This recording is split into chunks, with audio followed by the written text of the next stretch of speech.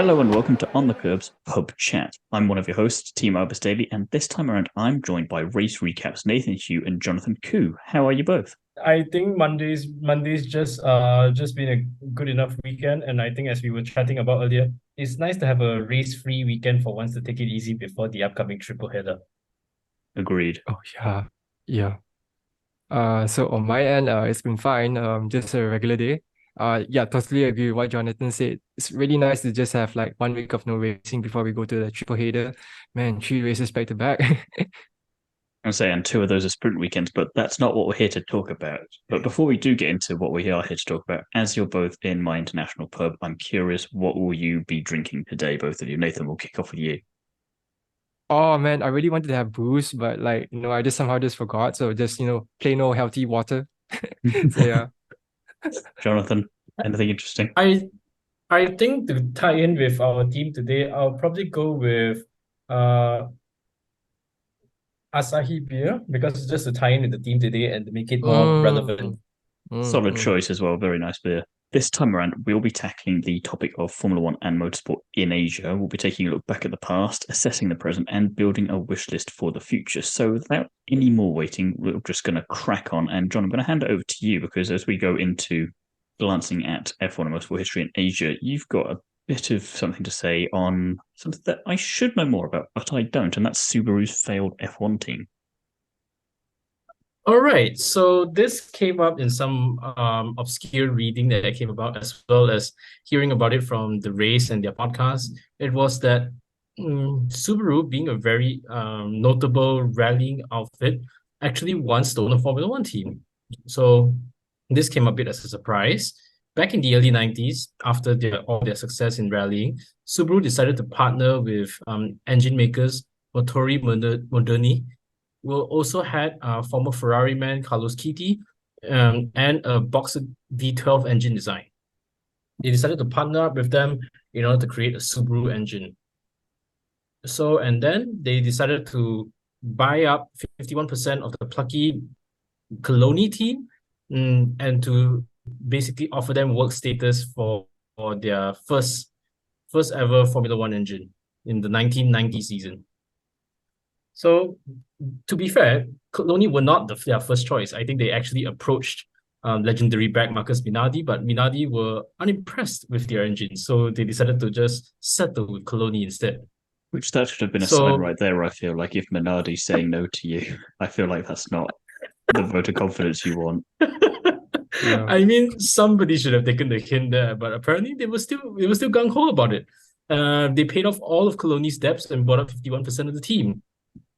So, unsurprisingly, the newly called Coloni Subaru was drastically off the pace. They were up to 10 seconds or more behind the fastest cars and nowhere near the 107% rule at the time, which for newcomers to the sport, you need to qualify within 107% of the pole time in order to just make the grid. So, yeah, they were pretty much traffic cones at the point.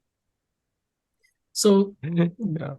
so the engine was not successful at all. And then while there were plans to develop a better engine for the V12, Clone just decided to sever ties to Subaru. Subaru sold it back to the owner, and Coloni just went with another engine after 8 races in the season. Can you imagine that? That's basically just about halfway through.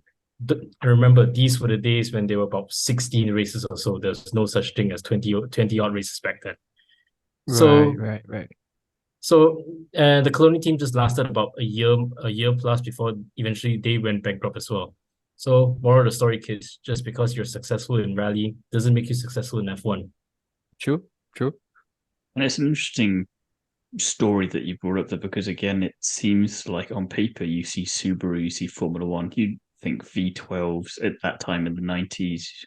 You're not going to dismiss that out of hand. That seemed like quite an exciting prospect, but just didn't come to fruition. And I think that's something we're going to see a bit of a theme of as we go out through this podcast, because there's going to be a lot of stuff, and whether it's Grand Prix events or teams or drivers, where you think that should really have worked. And it either kind of did, or in this case, it really didn't. And it's very curious as to why that is. And it seems just like a lot of false starts. And it's a shame because, like I say, you hear Subaru and F1, like, that's got weird potential to it. Yeah, yeah. Yeah, it's not a first, and while there are other successes like Yamaha, also motorcycle engine producers have produced semi-decent successful engines in the 90s. They aren't as interesting as what happened with Subaru and with another upcoming team that we'll tackle later on that. Definitely. And once we go into the history a bit more, Nathan, you want to talk to us a bit about one of my old favorite Grand Prix, the Malaysian Grand Prix. Yeah, sure. Funny thing is that like, I'm a Malaysian, and I was always, I wasn't really well aware of the fact that Malaysia actually has hosted F1 races in Sepang for a couple of years now. So yeah, so the Malaysian Grand Prix, which is hosted in the Sepang circuit, first held its race in 1999, and the last race was held in 2017. So it was built as part of a series of major infrastructure projects that was under the leadership of former Prime Minister Mahathir Mohamad. And the circuit, talking with drivers who actually driven at the circuit, it's always known for its unpredictable, humid tropical weather, varying from furnace hot days to tropical rainstorms. So just think about Singapore, but just way more extreme. Past driver who has driven at the circuit have stated that how on very tricky conditions, the circuit can be wet and it can be bone dry in other parts of the circuits. So when the Malaysian Grand Prix first launched, it was actually the first race in Asia that was outside of Japan. Obviously, the Malaysian Grand Prix has given birth to some iconic moments, namely Multi 21 2009. It was one of the wettest races in F1 history where no teams actually completed more than 75% of the race. So it was the fifth time in the sport's history where half points was awarded. And in the 2012 Malaysian Grand Prix, Perez came really, really close to securing first win, but he just had a minor slip up in the final few laps. And in the end, it was the Ferrari of Fernando Alonso who secured the win, whereas Checo secured his maiden podium. So ultimately, the Malaysian Grand Prix had its last race in 2017 and it was discontinued. Initially, it was set to take a 5 years break from Formula One before organizers would reconsider to open Sepang for Formula One again. But unfortunately, the local sporting crowd just wasn't really into Formula One. And in 2016, ticket sales actually plummeted. There was only about 45,000 people who attended the race when the circuit itself will host over 120,000 spectators. And also, it's getting more difficult for Formula One to come back to Sepang, considering the fact that we have the Singapore Grand Prix, which has a lot of unique selling points. One is a night race, and it's in the middle of the city as well. So Singapore was the huge competitor towards Malaysia in terms of like gathering the crowd to go to the races. And also recently, our new sports and youth minister came out to say that in order for Formula One to return to Sepang, the government actually needs to make the necessary investments to actually upgrade the track for it to be, safe for the next generation of cars to run on the track. And at the moment, it just doesn't look like, Formula One is going to come back to Sepang, even though it's such an iconic track. And I'm really, really sure a lot of old fans will love for the Formula One circus to go back to Sepang. And a lot of the new fans as well will be curious to see, how would the current generation of cars do at this very iconic track where there's a lot of elevation, a lot of twists and curves, and specifically the unpredictable weather, it's either really, really hot or it's just incredibly wet. So yeah, that's the lowdown on the Malaysian Grand Prix. What has been and what could have been right now. Yeah, the Malaysian Grand Prix is definitely one of my old favourites, having watched Formula One for quite some time now. And it's a shame that it's in competition with Singapore rather than complementing it in the same way that the Middle Eastern races kind of complement each other and they work together to have 4 spots on the calendar now. And you'd think that it would be, and maybe this is something we'll get to in a bit, where sometime in the future, not saying we need 4 Grand Prix necessarily in the region, but I could see it happening in the same way that it's happened in the Middle East, where you've got Japan, China, Malaysia, and Singapore. That would all be there, and that'd be easy to do. And maybe even if you've got 1 or 2 other interested parties, but you don't know how much of a success it's going to be, have some form of rotation within that. So maybe you go to Malaysia 1 year, maybe you go to Vietnam for argument's sake the next year, then Korea, something along these ilks, because I feel like it's just a shame, like I said, that it's a competition rather than a complementary side of things. And we saw in 2020 in particular what the reaction was from new fans going to circuits that they didn't know. And it was fun for the older fans to see some older circuits that hadn't been on the calendar for ages, or brand new ones in the form of Mugello come in and see what the cars can do around there, like you were saying. Yeah, So exactly. Yeah. it's a lot of wishful thinking, though, unfortunately, at the moment, and I'm not sure how much we're going Yeah. to get for this moving forwards. Yeah, it's a lot of wish fulfillment. And then I think it comes into a point that we'll later address is that having a certain number of races per calendar, it creates a bit of like a kind of a different feel towards specific points in the season, especially it could build towards a season storyline. But I guess it's also an old classic, and then it creates a different sort of feel towards some of the newer tracks, a lot of them being street circuits or on city centers. It just doesn't have the same kind of feel as a purpose-built racetrack and one of the widest on the calendar. So I guess Yeah. it's just disappointing to see. And full disclosure, Nathan and I are both Malaysians, but it's well known that the Malaysian Grand Prix, alongside other things like Turkey, are one of the newer circuits that everybody seems to have rave reviews about. Yeah, yeah. Definitely modern classics. And one of the ones that I feel like is either in that same category or is very close to it is the Chinese Grand Prix, which Yep, first debuted in yep. 2004 and was last held in 2019, and is, fingers crossed, coming back in 2024 after two attempts Hopefully, at man. it. Yeah, And hopefully. we haven't got Yeah. this, maybe third time the charm this time. And I mean, winners Yeah. before have been Barrichello, Alonso, Schumacher, Kimi, Hamilton 6 times, Vettel, Button, Rosberg, and we love it, Ricardo. And back in 2019, hosted the infamous 1000th Grand Prix, which was hyped up to a ridiculous amount and then didn't really do much of anything, but it was a fun watch Absolute bore. regardless. Absolute Yes, bore. in true style for something I think that would be the 1000th Grand Prix. It couldn't have been good. But it has this 270-degree T1 and T2 section, which is incredibly iconic as well. And it's got a really nice long back straight, which we've seen a lot of fun stuff going on down there, and especially when you come around the corner there at the end of that, and some interesting dives down the inside, some of which have gone well, some of which hasn't.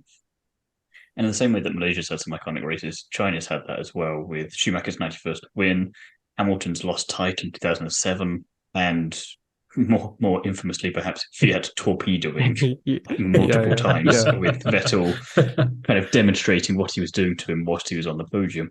And it's another one of these ones where you think, particularly, like, you can understand maybe why a lot of the Grand Prix in the Asian region haven't picked up necessarily.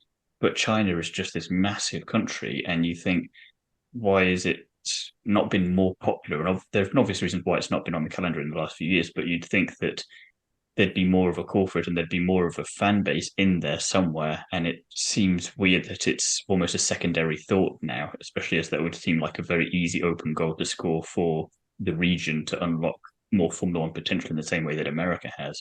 So it's, and again, like I say, with some of the highlights from over the years, it's not as if every race there has been boring. Quite the opposite of that. I've enjoyed most of them. Again, it's a shame that the 1000 Grand Prix was as dull as it was, but that was more of a blip rather than the norm. And I'd be interested to get your two thoughts on that one. Yeah, I think for me, I've actually never watched a Chinese Grand Prix live before, mainly because like the pandemic and everything. So that was a little bit frustrating because driving the Chinese Grand Prix track in the Shanghai International Circuit in the game is actually really nice, especially turn one, turn two with the iconic turns, the long back streets as well. Yeah, I mean, it's just, I totally agree with you. I think the fact that the pandemic put the dent in plans for Formula One to return to the Chinese Grand Prix really threw a spanner into the works because we have Zhou, who's the first Chinese F1 driver, and there's such a huge market over there. And there was actually rumors that I think if they were to sign Zhou on into F1, they would open like another F1 track, like a purpose-built track in maybe like Shanghai or like another track in China. So there was going to be a market there, but I think the COVID-19 just really just changed everything. And then now with Liberty Media with such a huge focus on the US market, yeah, it's just a huge shame because like you said, like a lot of the Chinese Grand Prix were actually like pretty exciting. So I myself would love to see like a race, happening there. So yeah. Touching on that point as well, actually, it's another interesting fact that we'll touch on as well a bit more later, is the fact that Formula E's been there a few times as well, but not at Shanghai. It's been in Beijing, and that was relatively successful. And we've obviously not been there either with Formula E for a while now. But it's a shame because it seems that's the new America in a weird way. We've spent ages trying to break into this market, and we just can't seem to manage it for some reason.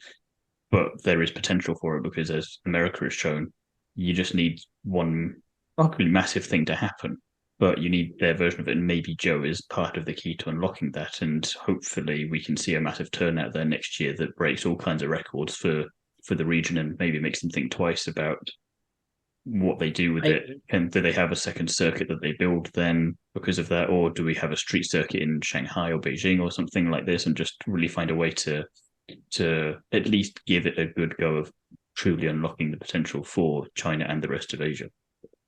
I would argue actually that for the number of years before the COVID pandemic, I think the Chinese Grand Prix actually was quite an integral part of the early season, because I think from a subjective point of view, especially with the Malaysian Grand Prix around, it was usually the flyaway races. It was always around the races of Albert Park, Japan, it was always early doors.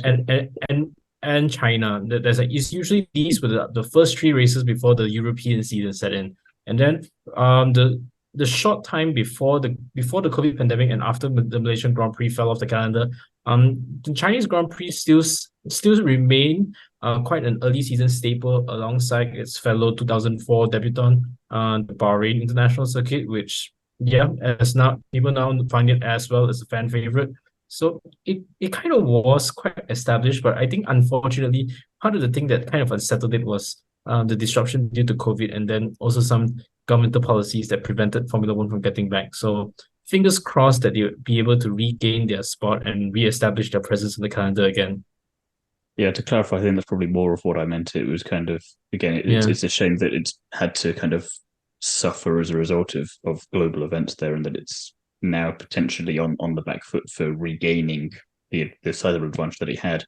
But you've got to hope as well, to complement that maybe with the ever so slight regionalization of the calendar, if you have Japan and China and Australia all at the beginning of the year, then we might be able to recapture some of that old magic, and it shows how important those flyaway races in that part of the world are to the overall calendar, because again, it feels much more of an interesting start to a season. So regardless if you do start in the Middle East or not, then you go to these places like Australia, Singapore, Japan, China, and you're like, ooh, interesting. It's something very different, and it feels I love the European section of the season, but because of Europe just feeling a lot smaller with those, it doesn't feel like you're going anywhere incredibly exotic, which is nothing against the European places. They're all very nice. However, you just don't have this Eastern twang to it, or you don't have Australia to it. There's something else that is very unique to that part of the world, and I feel like that's crucial to capturing that early part of the season before you settle into the rhythm in the middle part of the season, rather. And then again, you kind of have these flyaway races towards the end of the season. So I think that's quite a nice balance to try and achieve there, and it could be a big part of that.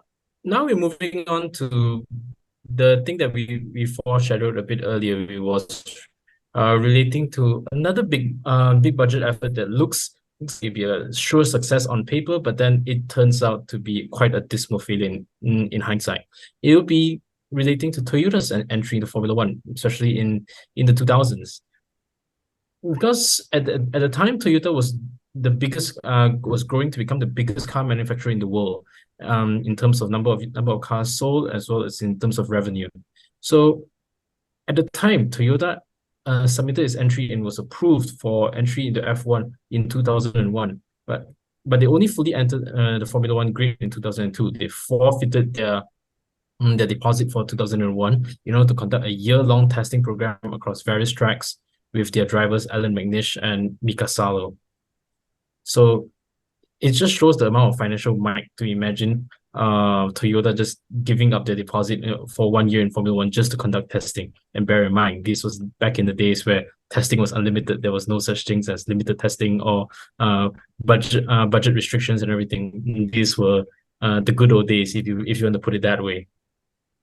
But despite all this preparation and resources, Toyota also actually underestimated Formula One upon their initial entry, because at the time, Toyota had experience in various other disciplines of motorsport, mainly in endurance racing, which they still continue to do today, as well as some other motorsports across the different categories. So Toyota went in with the mindset that their way would be successful no matter what category it is, because they have the Toyota way, which we'll come back to later. So just rattling off the list of drivers that have driven for them, as mentioned, would be Alan McNish, Mika Salo, 1996 Monaco Grand Prix winner, Olivier Panis, former IndyCar driver, Cristiano D'Amata, qualifying meme supremacist, Yano Trulli, known for having the Trulli train where he qualifies in front and everybody else just couldn't pass him. Mick Schumacher's less successful uncle, Ralph. Less. Then there is, of course, is that Glock, Thiemo, and current Toyota Gazoo Racing team principal and very, very famous in Japanese motorsport as well, Kamui Kobayashi. So not a bad list of drivers. There's no standout names. There are some memes here and there, but you can't point to one and say that is an all-time great. But decent drivers all around. So across their years from 2002 to 2009, they've managed 13 podium finishes, a couple of pole positions, usually from Trulli, but no wins. Quite an unusual statistic, because it has been estimated that their budget spending is equivalent to almost Ferrari levels of spending at the time. So you can imagine the amount of budgetary failures for to be Ferrari levels, but basically performing at Alpine standard. Yeah. So it does seem a little bit like Toyota was a precursor in some ways to showing Aston Martin how not to do it by spending an awful lot of money, which is probably a little mean, but you can see the comparison. Yep, I agree. Yeah, it's basically showing Lawrence Stroll that basically, let's not do that. Yeah, because a lot of things that Toyota were doing was that they had a number of things. As previously mentioned, they had a bit of corporate arrogance that their way is best, even though they didn't really have experience in Formula One, as well as they had aspects of upper corporate management, best exemplified by Ferrari. But as we all know, when there's upper management from Ferrari that interferes, nothing good ever happens, except for a good couple of memes here and there. One example of this is when Toyota had a pretty decent season in 2005. They were finally looking up. They had some progress. They scored a couple of podiums. They even scored pole position at the infamous 2005 United States Grand Prix. But then, due to upper management decisions, they were forced to switch from the Michelin tires to Bridgestone. Allegedly, it was for the synergy of having a Japanese brand using a Japanese tire, but we never know on that. So despite the engineering teams and the race teams protests against that the car was not built for the Bridgestone tires, it was forced upon them by upper management. Sounds like Ferrari. So I'm feeling like you really want to make that comparison to Ferrari a lot here, don't you? Yeah, I would like to make the comparison a lot, because I think it was a similar thing with Jaguar quite a number of years ago, where it was said that Jaguar was supposed to be the British Ferrari, and Toyota was spending Ferrari levels of money in their program, but they have basically gotten nothing. And in this case, it would be, I don't think Aston Martin has reached that level of spending, no matter how much Lawrence Stroll throws at the money and how Lance's seat is saved for life. But I think that's probably the case. And I mean, I think unlike Red Bull, they usually have a bit of money for their budgeting and catering usually. So probably not the best comparison there. So it was a lot of this limited flexibility and creativity. One aspect that listeners to the podcast may not be aware would be Toyota's factory at the time was based in Cologne, where most of their motorsport operations are based in. Out of all their sports, they are based in Cologne, Germany. This caused a lot of problems for most of the motorsport people that are working in F1, because a large hub of motorsport would be in Motorsport Valley in the UK. It's an unofficial term, because teams like McLaren with Woking, Williams with Grove, even Renault, or then Renault, now Alpine, they are based in Enstone, with Jordan back then being based near Silverstone. It's all around the United Kingdom. So there's a lot of aspects of transferability around there, with Ferrari being where they are in Italy and Minardi also being in Italy, there is a bit here and there, but with Cologne being quite out of the way, there's a little bit of a limited aspect on being able to attract talented people coming in. So there's additional hurdles there.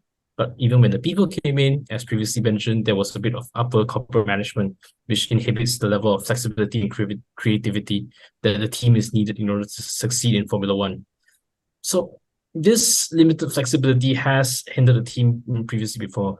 One example that's always raised would be in 2009, when with the whole double diffuser thing, with Williams, as well as most infamously Braun succeeded, Toyota was one of the teams that innovated with the double diffuser. In fact, they scored a front row lockout in the 2009 Bahrain Grand Prix. But flat-footedness in terms of their decision-making and questionable strategy calls caused them to squander the 1-2 and eventually truly only finish third in that race. They did get a second later on in the season, but that was probably their best chance at securing that elusive race win. Eventually, by the end of the year, they were out of Formula One, with their place on the grid being taken by the revived Sauber team after BMW's withdrawal. It's seen that in other motorsport categories that Toyota is successful, as seen with how in the World Endurance Championship, the Toyota Gazoo Racing is still the dominant force, again with Khoo Kobayashi at the helm of the team now. So Toyota has the capabilities to succeed in motorsport, but it just never seemed to click with Formula One. Just wanted to see if you guys have any thoughts or things to add on this. It's interesting because I want to draw the comparison back to Subaru from earlier in terms of it seems that Toyota saw what they did in some ways and went, okay, you spent a lot of money. We need to spend even more and then we will guarantee success. But again, like you say, their narrow-mindedness maybe on this is the way to do things, despite the fact that they don't have really any experience in this area of motorsport, really hindered them and let them squander such opportunities such as Bahrain and the whole of the 2009 season, if you want to look at it like that. But in the same way that Subaru is very successful in off-road, Toyota is very successful in the World Endurance Championship. So it's not unheard of, but it's just trying to, you can't copy paste WEC into Formula One and expect it to succeed. You need to have that other side to it. And it's a shame because you'd think that someone as big as Toyota, that not that Subaru is small, but that Toyota's just a lot bigger, I think, in comparison. And especially with the motorsport presence and variety in there, I think that you'd expect kind of a better way of handling it from them. So to see them kind of have this flat-footedness in their decision-making, it's a shame. And it's a team that you'd love to have back on the grid in some way, but because of this mixed past here, you can't see it happening again either. It's a shame because you'd love to see it in the same way that we get Ford and Audi coming in here now. Toyota coming into that would just be kind of an extra bit of, oh yes, that's the spice we need from it. But again, I don't see how that would come about, and it's a real shame. Yeah, I think for my end. Yeah. Oh, sorry. Sorry. Yeah. I think like just to add on to that, I think it's a real shame as well, because I think one thing as well, like the technical capabilities in terms of the facilities available to them, like the facilities in Cologne were actually top notch. As far back as a few years ago before COVID, their facilities were still being used. That was how state of the art they were. And facilities, and then they had talented people behind it, but sometimes they just weren't empowered, or the decision making wasn't flexible enough to offer Toyota the best chance of succeeding, even with the right people. Nathan, you were saying? Yeah, I think that's the case with like Japanese company, especially Toyota. Like we know Toyota is a relatively big player in the automotive market and in Formula One especially. So really wasn't surprised to see when like with most Japanese company, not to paint any Japanese company under the bus here, but like in Japanese culture there is a way of saying that like when especially when your seniors specifically view that this is the only way to do things, it's very hard for like the lower people to convince the seniors to change what they view is right. So in that sense, like yes, it did stifle creativity and hamper a lot of the decision-making process. And it only made worse with the fact that there was a lot of interference from upper corporate management. And we can see from Ferrari, when that happens, it's usually not a good thing. So I guess that's just that thing I wanted to add in terms of like the Toyota way of doing things, which is, so in some cases for F1 it didn't work out, but for WEC it could work out. So it's very weird. It's very weird. It's just a thing with like Japanese companies like that. So when they have a way of doing things, it's really, really hard for a lot of people to change, how they should change, or what are like the better ways to approach a particular aspect of things.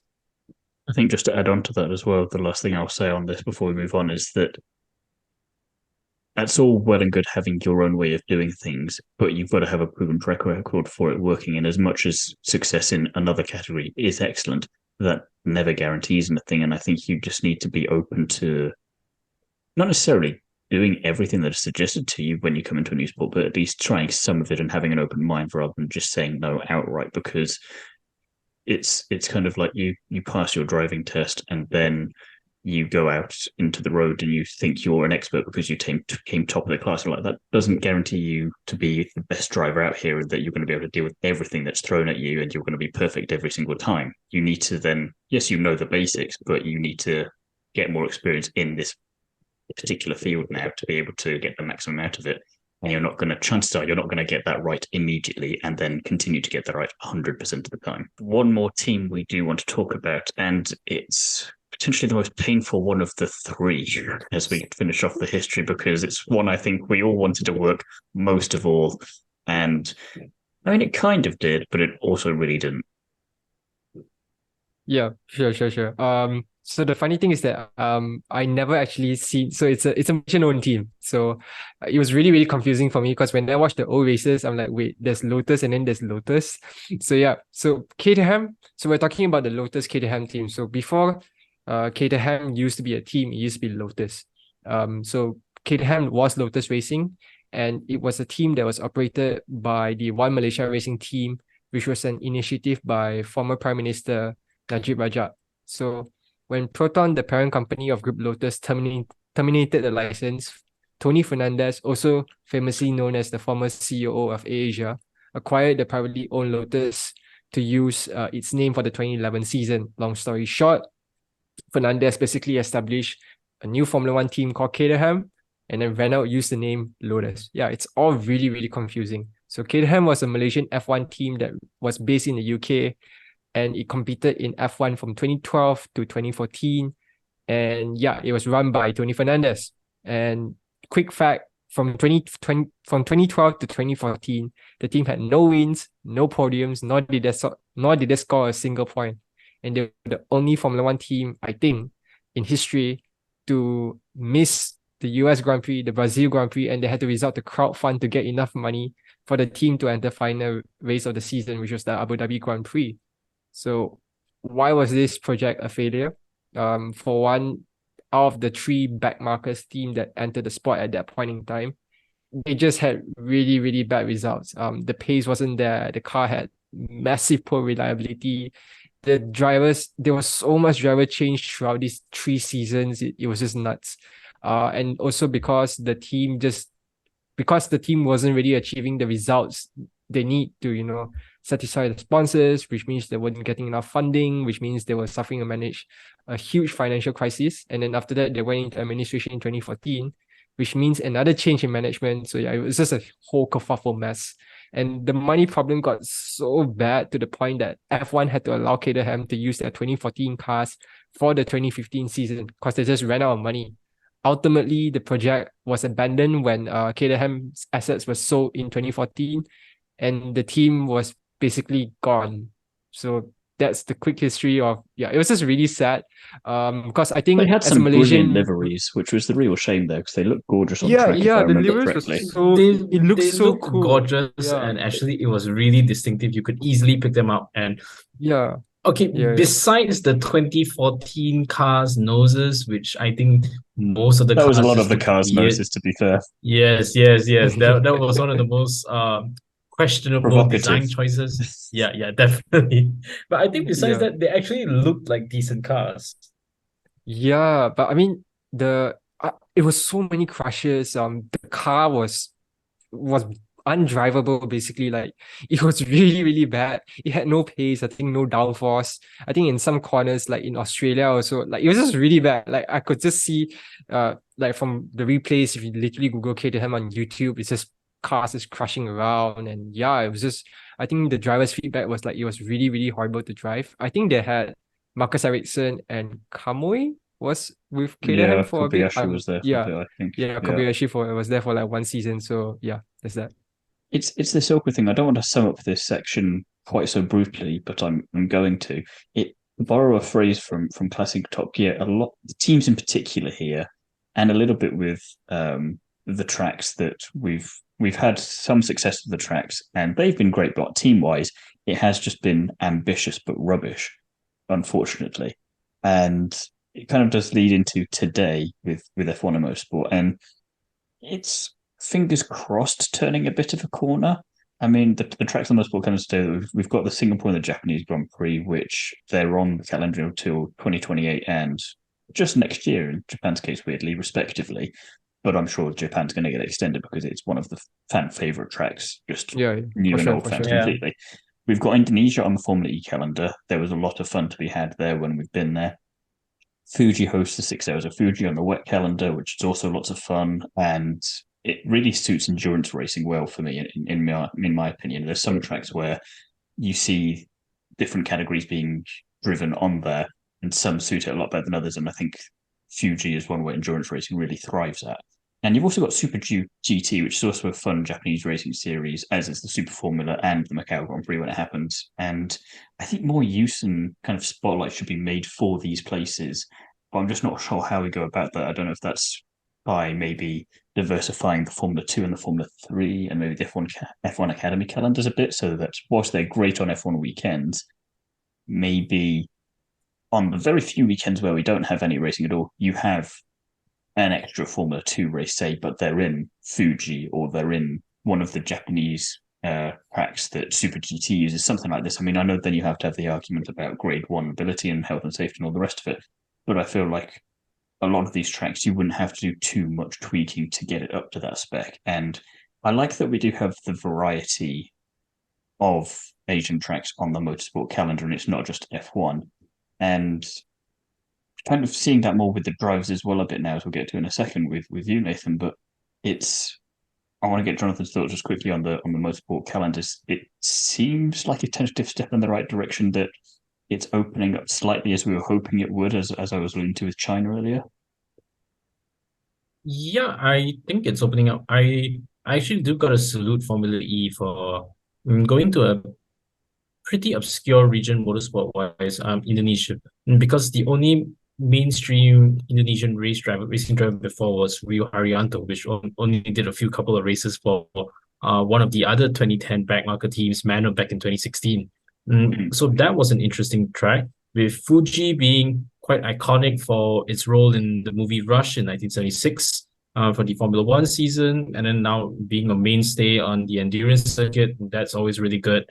With Super GT, now everybody's hearing about it because with Liam Lawson making an appearance and cameoing from his appearances in Super GT, and Pierre Gasly raced there for quite a bit as well before he came into that Formula One. So I mean, probably maybe to give some recognition to things like Super GT would probably be maybe for the FIA to tweak the super license point system to give more weightage to Super GT. But you could argue doing the same for IndyCar as well, because we had the whole Colton Herta problem. But yeah, that's a whole another can of worms there. Yeah, I No, think also definitely. just one more thing I'd like to add is that I think Formula 4 is actually having a collaboration with several animation studios. So there's a racing anime that's currently out right now. It's promoting Formula 4 and it's also promoting Super GT. And I think Super Formula is also having another collaboration to create another anime to promote the racing within the region as well. So it's definitely a step in the right direction. I do want to see like China coming back, and also the Vietnam street circuit. I mean, it was supposed to be built and it was just abandoned. So wonder what that would have been like, not only for the sport but also for the region. Like you have a circuit in Vietnam, a circuit in China, you got Singapore, you got Japan, so that would probably Asia will pick up more traction again. So yeah, that's that. And we've also got a bit more traction now because we do have a Chinese and a Japanese driver on the grid, Nathan. And for those listening who don't know who the hell Guanyu Zhou and Yuki Tsunoda is, fill us in. Yeah, sure. So Guanyu Zhou and Yuki Tsunoda are the only two Asian drivers on the grid. Alex Albon, he's of Thai descent, but he was born and bred in, I think, London-ish, so he didn't really count as an Asian driver per se. But in my books, he still counts anyways. So Guanyu Zhou is the current driver for Alfa Romeo. He used to race in F2. He was a former member of the Alpine Academy. So yeah, started his career with Alfa Romeo, has been there ever since, got a contract extension for 2024. And I think ever since he debuted, his performance has been getting closer to Bottas, which we all know is a proven race winner. And I think the only reason why he's getting that contract extension for 2024 was probably for Sauber to get used to Formula One for one season, because Alfa Romeo is ending their partnership with Sauber by the end of this season. And after all, they already have a rookie of Thiemo waiting in the wings. So that's the rundown of Guanyu Zhou. And then next we have Yuki Tsunoda, who is a Japanese racing driver that's backed by Honda in their dream project. So he used to race for Carlin in F2. And after that, he got promoted to AlphaTauri in 2021. And he also just received another 1-year extension to his contract. So like Alfa Romeo, AlphaTauri is also going through a lot of management changes. As we know, there used to be Scuderia Toro Rosso, and now they're AlphaTauri. And I don't know what name they're going to run next season, but rumors has it it's going to be between Hugo Boss or Adidas as a sponsor. So that Honda backing is going to play a really, really crucial role when Honda returns to the sport with Aston Martin in 2026, which we'll touch on later. And his performance definitely has gotten way better when he first started in his rookie season 2021, with Pierre Gasly leaving the team as well. He's taken more of like a team leader, especially this season. And he's also quite a consistent point scorer in an AlphaTauri that's not super quick in the race weekends. And he's the only consistent point scorer apart from, apart from Liam Lawson, who's been doing a great job substituting the injured Daniel Ricciardo. So yeah, that's the runner about Guanyu Zhou and Yuki Tsunoda, who are the only Asian F1 drivers on the grid so far. There is potential for at least one more, depending on what happens with the driver market over the next couple of years, with Ayumu Iwasa there, another quite exciting talent from Japan there, who's in the Red Bull program. But where he goes, it's not quite clear yet. I mean, we'd think AlphaTauri, and perhaps as Yuki is Honda backed, there could be a little bit of a segue, Nathan, into Honda coming out of semi-retirement, because they're never quite away, they're never quite in Formula One, but they're teaming up with Aston Martin in 2026. And is this going to be the perfect blend that we need to have a giant from Asia succeed in Formula One with a giant from the UK, and so you can have that British-Japanese Ferrari comparison, and maybe it's actually a good comparison for a change rather than a bad one. Yep. Ayumu Iwasa is definitely on the cards. Obviously he's racing with, I think, Carlin this season. So yeah, I mean, there were talks about him coming in, but anyways, that's beside the point. Let's just focus on Honda return to the F1 grid with Aston Martin in 2026. So they actually officially withdrew from the sport in 2021. When they used to supply engines for Red Bull. I mean, the funny thing is that they were already considering to leave, and then it just so happened the last year before they were about to leave, they won that championship with Max. So it was kind of like, oh, okay. So now they are continuing to provide engines for the reigning world champions, but Red Bull has already announced a deal with Ford from 2026 to have a technical support arrangement. So Honda's decision to leave the sport in 2021 was mainly caused by the pressure COVID-19 had on the automotive industry. And Honda's senior management just couldn't really justify the 9-figure sums that's being spent on their F1 project. But yeah, in hindsight, no one could really have predicted Honda powering Red Bull to secure Max's first world title. So Honda is set to return to the grid. Yeah? Someone was saying something? I mean, at this point, especially if you go back through Formula One history, with Honda being in and out in Formula One as many times as it has, because it left Formula One around in the 90s after the partnership with McLaren. the team that they sold off to Ross Brawn eventually became the dominant force as Mercedes now, and then they left after helping Max win the championship. I mean, color me a bit skeptical, but I think you give it a couple of years and Honda probably leave again. Then they'll probably join back again in about 5 years or so, because it's just what Honda does. Yeah. Honda's history with the sport is just a little bit like in and out. So yeah, they partner with McLaren, after that they partner with Williams, then after that, Honda sold Braun for nominal They're like price. the which Fernando gave- Alonso of manufacturers. Yeah. And It's like in and structures out, up in and there. out, It's like, you know. Yeah, I'm going to leave, So but then I'll come Honda, back, but I'll go with someone else this time. We'll try it here instead. yeah. So Honda gave us the Braun, which gave us the Mercedes, which we all know is the very renowned constructors. And then there's the failed McLaren Honda partnership of round two.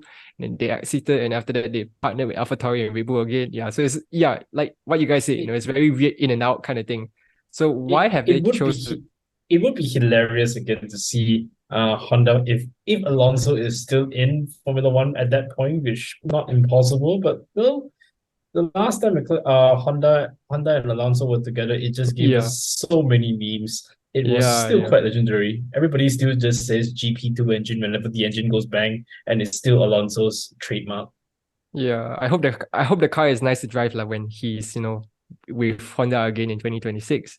But yeah, why has Honda chose to team up with Aston Martin? So obviously, ideally, Honda will want to continue their relationship with Red Bull, but Red Bull wanted to build their own engines. So with Red Bull powertrains and the Ford partnership, Red Bull wasn't really a choice anymore. So Honda was actually talking with several other teams as well, like McLaren, Williams, and the high-tech outfit. But ultimately, it was actually Aston Martin who chose to target Honda, mainly due to their rich history with the sport. And Aston Martin wants to be on the front of the grid. We've seen with the investment provided by Lawrence Zhou, like he wants to bring Aston Martin to be a world championship winning team again. And, given Honda's excellent track record, he believes that Honda has what it takes to power them to win the championship. So that's pretty much why, the two giants decided to come together for 2026. So yeah. A bit of a wait and see, but is an exciting prospect, and is definitely on our wish list later on in this podcast that does work out, because we can't even say third time's the charm, really, because we're on to at least the fourth attempt to make something sizable happen at this point. And I think as long as they're not any as long as they're not any worse than Caterham, then we should be okay. But in terms of just going through what works and what doesn't, there's a few interesting bits that I want to just get your thoughts on, because finding a dedicated niche, such as the Singapore Grand Prix, has definitely been a success. It was billed as the first F1 night race when Bernie was still in charge, and you've seen that emulated by other races now. And you'd think they'd maybe have a slight twist on those instead of just flat out copying it. In the same way that Abu Dhabi is technically a night race, but it goes from the daylight into the night, and that's quite interesting. And you've seen the severity, I suppose, of the street circuit track emulated in other places as well, but also it's been inspired by some of the classical races as well, such as Monaco and Suzuka. Yep. And it's been interesting how that's really worked, but then also how that's been emulated by other Asian tracks that have not really taken off as much as we maybe hoped they would. India was the one maybe that would have worked the most, but Korea definitely didn't, and Vietnam never really got off the ground. And I think that ties into a point that one of you wanted to make on the lack of motorsport cultural external factors coming into play, and how this affects how you find and kind of exploits your advantage a dedicated niche. Yep, I think I'll take this. I think one point to add, like a dedicated niche, one thing I thought it would be cool would be seeing as how Abu Dhabi was kind of a twilight race from evening to night. I thought it'd be interesting to have like a twist on a dawn race from like the break of dawn. I always quite sunrise. like that idea as well, to be honest. I thought if you're going to finish in Abu Dhabi, start in Bahrain, but have it start at night, and then you get like the last 10 minutes, so it's in daylight, and like, oh, that would be very nice. It kind of gives like a thematic beginning of the season kind of thing. Yeah, very much so. Yeah, but on to like lack of motorsport culture, external factors. I think because this was quite of a thing with I would say with the motorsport culture, I would say mostly it would be dealing specifically with the ill-fated Korean Grand Prix in Yeongnam that was in the early 2010s or so, which whilst it gave the very exciting 2010 Korean Grand Prix where Mark Webber just ran through and eliminated Nico Rosberg on the spot with Vettel's engine blowing up, that was exciting. But besides that, nobody really could name any other notable moments from it. And pretty much because Korea isn't known for having any motorsport icons or just having any motorsport culture in it itself. It's not so much the case with India because there have been Indian drivers on the grid with Narain Karthikeyan, and then there was noted F1 commentator Karun Chandok, as well as Force India being on the grid at the time. So in that race, the drivers found it interesting. It was quite of a unique challenge with the geometry. It was with a really wide corner entry with a narrow corner exit. Interesting concepts. That race was due to a dispute with taxes and with the local Indian government, because despite being based in Delhi, it was another district that had tax jurisdiction over the race and its surroundings. And then there was a dispute with Formula One because the government considered it to be entertainment and it should be taxed as entertainment, even though Formula One was a sport. So there was a dispute with the FIA, and eventually it fell off to Canada. Then this dispute with the government kind of thing also ties in with what happened to Vietnam, where in Vietnam it was corruption. So simple as that. But it was corruption related to the race organizers, but it was unrelated to the holding of the race. But with the downfall of the race organizers, and then the momentum just kind of fizzled out, that there was no will for the people of the government to just hold a Formula One Grand Prix, especially because this was on the onset of the COVID-19 pandemic. So eventually just fell by the wayside. And up to now in 2023, we haven't had any word if we will ever go to Vietnam at this point. So probably the only time you can play the Vietnamese Grand Prix is just by the Formula One games. Which is not quite what we wanted at all there, especially as it's proved to be a decent enough track to play on. You'd quite like to see it out in real life. And it is a shame because, again, it kind of goes back to what we were talking about at the beginning of the podcast with the history of F1 and motorsport in Asia, of it's close but no cigar, and it keeps desperately trying to work and it just doesn't. For like Vietnam, it looks great on paper, and then just corruption just destroys all of it. And you're like, damn it, this time.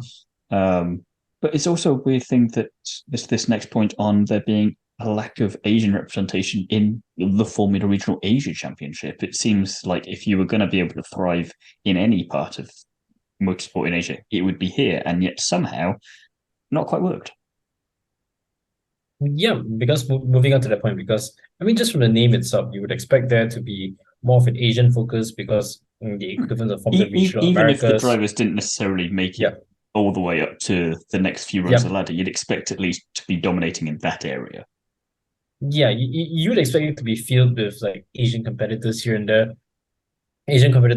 from across the region. But no, of the past 5 champions in Formula Regional Asia, only 2 of them have been Asian. Ukio Sasahara in 2019 and Guanyu in 2021. So looking at the grid of like Formula Regional Asia, in the most recent season, there was like minimal Asian representation with only 2 Asian drivers. Thomas Zuli, a Swiss Chinese driver racing under the banner of Hong Kong. Some might consider that a country, but it's definitely Asian. And Ayoto Iwasaki, a Japanese driver racing under Philippines, as well as even then being minimal Asian teams, with only teams representing India and Hong Kong. So again, there's surprisingly minimal Asian representation. So if it's at this level of Formula Regional Asia having such minimal representation, it kind of bleeds up right into the upper echelons of Formula 2 and Formula 1. How would we expect that if it's lower down the pipeline and there's still minimal Asian representation among the competitors and participants? So it is fair to see some crossover from the other regions, but you would expect there to be a bit more because it is a region-specific championship. So you would expect to see more, and probably more incentives could be done with that. Definitely agree on that one. And when you see drivers in the feeder series, such as Zhou, and I'm thinking more in particular of Iwasa and Tsunoda when they were in Formula 2, and in Iwasa's case still is, they're very exciting to watch, and they just have a very different, unique driving style that you think, ooh, there's always something exciting about the drivers from that part of the world coming into it. And while that may not have transferred just yet into Formula One, but that's more down to the teams that they're racing for and not having the car to be able to do anything, it's curious that that's not kind of inspired some more to come and at least have a go at it and see that. And maybe it's down to lack of opportunities. I'm not 100% sure on what the barriers to achieving more representation in their own championship it would be, but it does seem odd that it's not something that's kind of been capitalized on more. And I do wonder if maybe if we can I think if we can get Guanyu Zhou in the points in the Chinese Grand Prix next year, that could be a massive way to try and boost some of this, just more participation from regional competitors and maybe get more teams interested that way. Which maybe it's a wish list thing for me for the future that I'll add on. But I think if we move into that section of this now that we've gone over the past and the present, we do have a lot of wishes for the future. But I think all of them, I know we're obviously going to be biased because these are our wishes, but they are all good wishes. And the first of them, I think we'll all definitely agree on, is the return of the Malaysian Grand Prix. Don't ask me how it happens, but I think maybe due to the fact that, like we were saying earlier, there's always something interesting going on weather-wise there. You could somehow get a rotation with Singapore if needed, where you've got a night race, you've got the original night race, you can build that accordingly. And if it's once every 2 years, maybe that's an even better way to market it. And then you've got Malaysia on the flip side of that, where you don't have to travel too much further and you get all kinds of jeopardy automatically there. And you've got the history of the iconic racing moments there already established. It's not a brand new circuit, it's just going back to an old favourite. And with that in mind, I would also, and I'm going to claim it fits into Asia because it's the gateway to Asia, bring back the Turkish Grand Prix as well, because that was brilliant one from 2005 Definitely. to 2021-ish. And it's just a really great track. It's got such a niche left-hand corner down the back end of it, and it had that Red Bull moment along with some brilliant just other moments itself along over the years. And it's a shame that that's no longer on the calendar. And I was really happy when it did come back for the 2 years that it did in 2020 and 2021. And it was a shame that it couldn't be something that stayed there. And an idea that I'm not 100% convinced of, just because I love Suzuka so much. But again, maybe a way to make the Japanese Grand Prix more exciting would be to have it on a rotation between Suzuka and Fuji. Who knows? Because I think I've been a fan of that because I took the inspiration from back a couple of years ago, German Grand Prix alternated between historic circuits of Hockenheim and Nürburgring. So with those tracks being equally iconic, with Suzuka and Fuji being equally iconic in their own right. So I thought it could be worth an experiment. It was originally the plan for back in the late 2000s before economic conditions resulted in Fuji being pulled out from the arrangement and just leaving Suzuka as the sole representative from Japan to host Formula One races.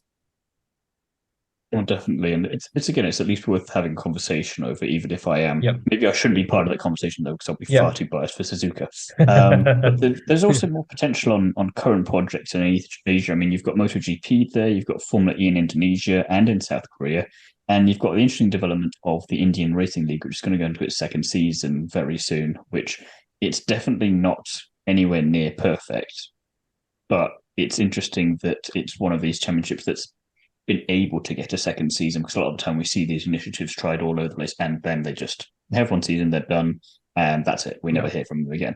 This one, it's interesting, and I'll be curious to keep an eye on it, see how it develops, and if it can maybe slowly, but not too slowly, maybe get more motorsport interest back into India again. And is that how we unlock that part of the world again to get a Grand Prix? But that's a potential conversation for another time, because I'm quite intrigued about this point that you want to make, John, about a regional mini championship. Because I think I've got mixed feelings about it. Yeah, that's interesting. Actually. I think this is an idea that I took from watching the Australian V8 Supercars Championship. Because for context, what they do is they bundle the endurance racing championships as a mini championship within the wider championship as a whole. So they call it the Enduro Cup. So the highest scoring driver pairing across the 3 endurance races, one of which includes the famous Bathurst 1000, would constitute the Enduro Cup champion for the year. So this ties into the recent shift for Formula One to have more region-based scheduling in terms of the calendar, because due to sustainability reasons as well as the carbon emissions matters in terms of their flight travel here and there, as well as just by the sheer amount of time and air miles that they have to travel in terms of cost.